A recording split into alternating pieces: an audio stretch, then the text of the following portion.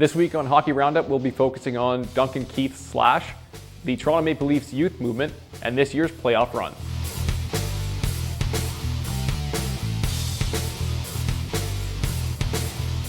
Duncan Keith is facing a 6-game suspension for his on-ice slash of Charlie Coyle of the Minnesota Wild.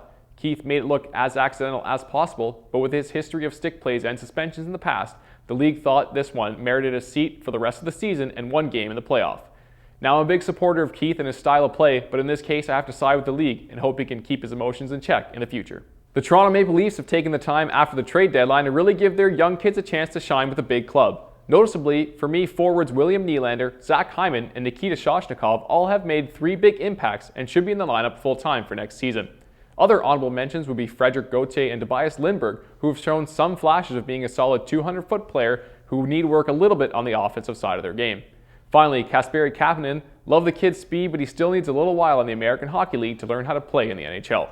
Overall, with 12 picks in this year's draft and Mitch Marner dominating the OHL once again this year, things are looking the best they have ever since Sundin left the franchise. The race for the final playoff spot in this year's Eastern Conference is heating up as the Detroit Red Wings still hold on to the hope they can push their playoff streak to a 25 consecutive season. Other teams in the running include Boston and Philadelphia, all within a point of each other.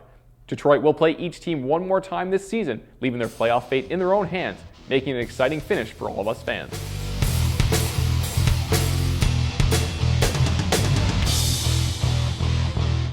My third star this week is Patrick Kane for reaching the 100-point mark on the season, with a hat trick and 1 assist versus the Boston Bruins this week. Kane has 8 points in his last 5 games played. My second star this week belongs to Alexander Barkov. The 6'3" centerman is really making a name for himself this season on a line with Jágr and Huberdeau.